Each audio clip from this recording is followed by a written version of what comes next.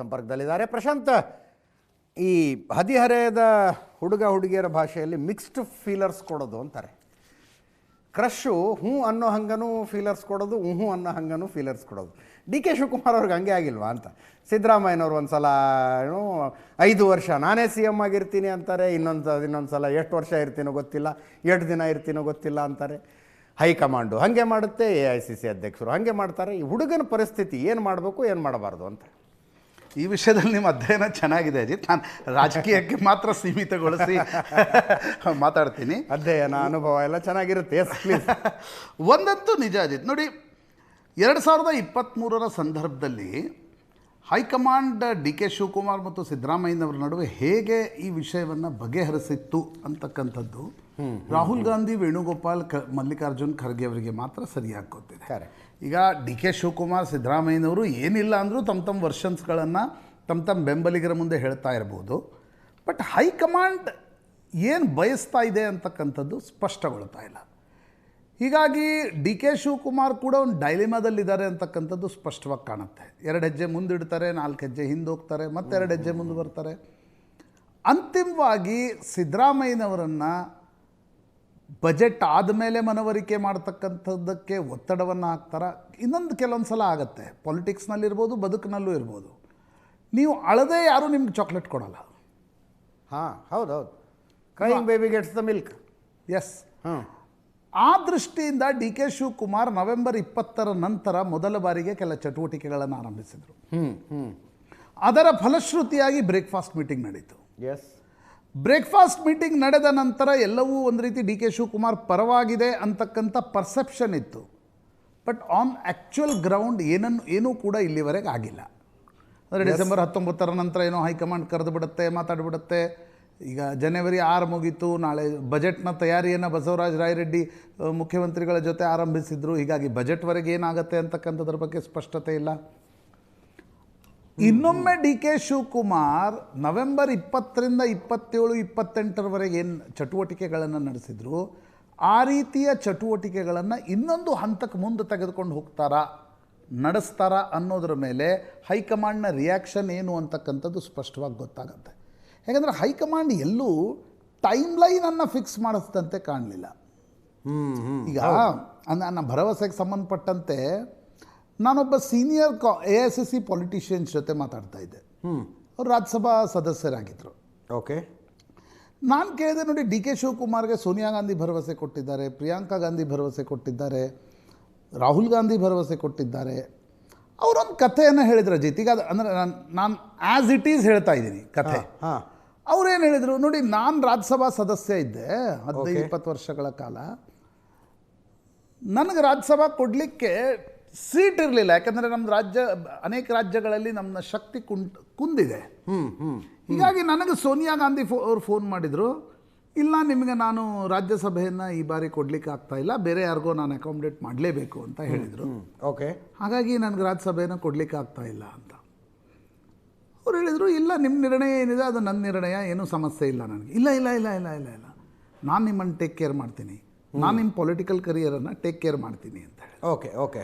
ಅವರು ನನಗೆ ಕೇಳಿದರು, ಆಯ್ತು ನನ್ನ ರಾಜ್ಯಸಭಾ ಹೋಗಿ ಎಷ್ಟೋ ವರ್ಷ ಆಯಿತು, ನಾನು ಹೋಗಿ ಸೋನಿಯಾ ಗಾಂಧಿ ಅವರಿಗೆ ನೀವು ಟೇಕ್ ಕೇರ್ ಮಾಡ್ತೀನಿ ಅಂದಿದ್ರಿ, ಎಲ್ಲಿ ಅಂತ ಕೇಳಿದ್ರೆ ಕೇಳೋಕ್ಕಾಗತ್ತಾ ಅಂತ. ಅಂದರೆ ಡಿ ಕೆ ಶಿವಕುಮಾರ್ ಅವರ ಭರವಸೆ ಬಗ್ಗೆ ಅವರಲ್ಲೊಂದು ಲೈಟಾಗಿ ಒಬ್ಬರು AICC ಎಲ್ಲಿರ್ತಕ್ಕಂಥವ್ರು ಒಂದು ಸ್ಟೇಟ್ಮೆಂಟನ್ನು ನನ್ನ ಎದುರುಗಡೆ ಮಾಡಿದರು.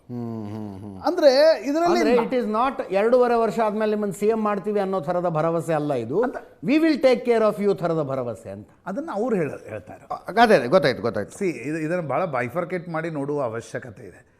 ಡಿ ಕೆ ಶಿವಕುಮಾರ್ ಅವ್ರು ಏನು ಹೇಳ್ತಾರೆ, ಅವ್ರು ಹೇಳ್ತಾರೆ, ಇಲ್ಲ ಸಿದ್ದರಾಮಯ್ಯನವರೇ ಸ್ವತಃ ಡಿ ಕೆ ಸುರೇಶ್ ತಲೆ ಮೇಲೆ ಕೈ ಇಟ್ಟು ಹೇಳಿದರು, ನಿಮ್ಗೆ ನಾನು ಬಿಟ್ಕೊಡ್ತೀನಿ, ಬಿಟ್ಕೊಡೋದಾದರೆ 6 ದಿನ ಅರ್ಧ ದಿನ ಮುಂಚೆನೋ ಎಷ್ಟೋ ದಿನ ಮುಂಚೆನೇ ಬಿಟ್ಕೊಟ್ಟು, 1 ವಾರ ಮುಂಚೆ ನಾನು ಬಿಟ್ಕೊಟ್ಟು ಬಿಡ್ತೀನಿ ಅಂತ ಸಿದ್ದರಾಮಯ್ಯನವರು ಹೇಳಿದರು ಅಂತ ಡಿ ಕೆ ಬಣ ದಿಲ್ಲಿಯ ಪತ್ರಕರ್ತರ ಎದುರು ಈ ಮಾತನ್ನು ಹೇಳಿದರು. ಡಿ ಕೆ ಬಣದವರು. ಓಕೆ. ಡಿ ಕೆ ಬಣ ಹಿಂಗೆ ಹೇಳ್ತಾ ಇದೆ, AICCಗೆ ಸೇರಿದ ಬಣ ನಾನು ಹೇಳಿದೆ ಅಲ್ವಾ. ಹೌದು. ಸೋನಿಯಾ ಗಾಂಧಿಯವರು ತುಂಬ ಜನರಿಗೆ we will take care of you ಅಂತಾರೆ. ಪೊಲಿಟಿಕಲ್ ಪಾರ್ಟಿಗಳೇ we will take care of you ನಡೆಯುತ್ತೆ. ನಾವೇ ಟಿಕೆಟ್ ಕೊಡುವಾಗ ಯಾರಿಗಾದ್ರೂ ಟಿಕೆಟ್ ತಪ್ಪಿದರೆ ಬಿಡಪ್ಪ ಈಗ ಹಿಂದೆ ತಕ್ಕೋ, ನಾನು ಇದೀನಿ ನಿನ್ನ ಜೊತೆ ಅಂತ ಹೇಳ್ತೀವಿ. ಕರೆಕ್ಟ್. ಹಾಂ ಹಾಂ. ಹಂಗೆ ರಾಜಕಾರಣದಲ್ಲಿ ನಡೆಯುತ್ತೆ ಅಂತಕ್ಕಂಥದ್ದನ್ನು ಅವ್ರು ಹೇಳ್ತಾ ಇರೋದು. ಸಿದ್ದರಾಮಯ್ಯನವ್ರು ಹೇಳ್ತಿದ್ದಾರೆ ಏನೂ ಚರ್ಚೆನೇ ನಡೆದಿಲ್ಲ, ನೋಡೋಣ ಚರ್ಚೆ ಮಾಡುವಾಗ ಹೈಕಮಾಂಡ್ ಚರ್ಚೆ ಮಾಡಲಿ, ಆಮೇಲೆ ನಾವು ಯೋಚನೆ ಮಾಡೋಣ ಅನ್ನೋದು ಸಿದ್ದರಾಮಯ್ಯನವ್ರು ಹೇಳ್ತಾರೆ. ಹಾಗಾಗಿ ಇದಕ್ಕೆ ನಾನಾ ರೀತಿಯಾಗಿರ್ತಕ್ಕಂಥ ವರ್ಷನ್ಸ್ಗಳಿವೆ. ಎಂಡ್ ಆಫ್ ದ ಡೇ ಈಗ 2020 ಸರ್ಕಾರ ಕುಮಾರಸ್ವಾಮಿ ಮತ್ತು ಯಡಿಯೂರಪ್ಪನವ್ರ ನಡುವೆ ಇತ್ತು ಅಲ್ವಾ. ಈ ದೊಡ್ಡಬಳ್ಳಾಪುರದ ಹತ್ರ ಒಂದು ಸ್ಕೌಟ್ಸ್ ಆ್ಯಂಡ್ ಗೈಡ್ಸ್ ಪಾರ್ಕ್ ಇದೆ. ಹೌದು ಹೌದು, ಗೊತ್ತು. ಅಲ್ಲಿ RSSನ ಒಂದು ಬೈಠಕ್ ನಡೀತಾ ಇತ್ತು, ಸಭೆ ನಡೀತಾ ಇತ್ತು. ಕುಮಾರಸ್ವಾಮಿ ಜೊತೆಗೆ ಸಭೆ ಮುಗಿಸಿ ಯಡಿಯೂರಪ್ಪನವರು RSS ಸಭೆಗೆ ಹೋದರು. ನಾನು ಮಾತಾಡಿ ಬಂದಿದ್ದೀನಿ, ಅವ್ರು 20 ನಾವು 20 ಅಂತ. ಆವಾಗ ಅಲ್ಲಿ RSSನ ಒಬ್ಬ ಹಿರಿಯ ನಾಯಕರು ಮೈಚ ಜಯದೇವರು ಇದ್ದರು, ದಿವಂಗತ ಮೈಚ ಜಯದೇವರು RSSನ ಭಾಳ ಕರ್ನಾಟಕದ ಬಹಳ ದೊಡ್ಡ ಹೆಸರು ಅವರು. ಅವ್ರು ಯಡಿಯೂರಪ್ಪನವ್ರು ಕೇಳಿದ್ರು, ಸೀಟ್ ನಿಮ್ದು ಜಾಸ್ತಿ ಇದೆ, 79 ಇದೆ. ಹೌದು ಹೌದು. ನೀವು ಅವ್ರ ಜೊತೆ ಯಾಕೆ ಮೈತ್ರಿ ಮಾಡಿಕೊಂಡು ಅವ್ರಿಗೆ ಯಾಕೆ ಮುಖ್ಯಮಂತ್ರಿ ಸ್ಥಾನ ಕೊಡ್ತೀರಿ ಅಂತ. ಇಲ್ಲ ಅಂದರೆ ಮೈತ್ರಿನೇ ಆಗಲ್ಲ, ಕುಮಾರಸ್ವಾಮಿ ಅವ್ರನ್ನ ಮುಖ್ಯಮಂತ್ರಿ ಮಾಡೋದಾದರೆ ಮಾತ್ರ ಸರ್ಕಾರವನ್ನು ಅಲುಗಾಡಿಸ್ಲಿಕ್ಕೆ ಸಾಧ್ಯ ಆಗುತ್ತೆ, ನಿಮ್ಗೆ ಗ್ಯಾರಂಟಿ ಉಂಟು ಅವ್ರು ನಿಮ್ಗೆ ಅಧಿಕಾರ ಕೊಡ್ತಾರಾ ಅಂತ ಅವ್ರು ಕೇಳಿದರು.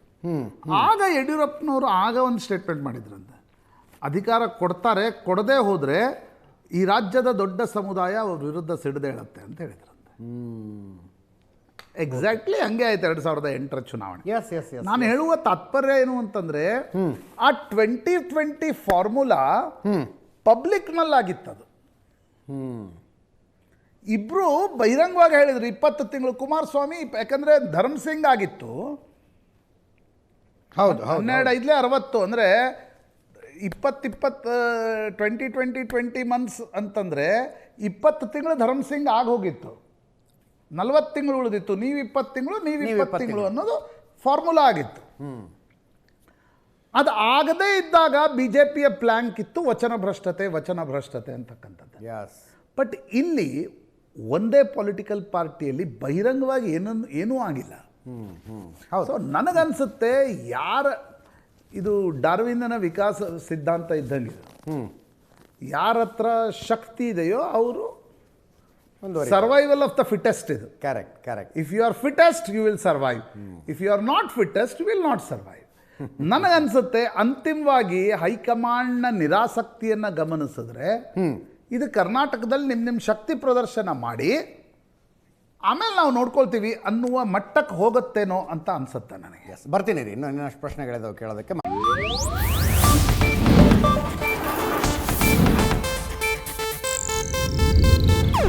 ಇದು ಏಷ್ಯಾನೆಟ್ ನ್ಯೂಸ್ ನೆಟ್ವರ್ಕ್ ಪ್ರಸ್ತುತಿ.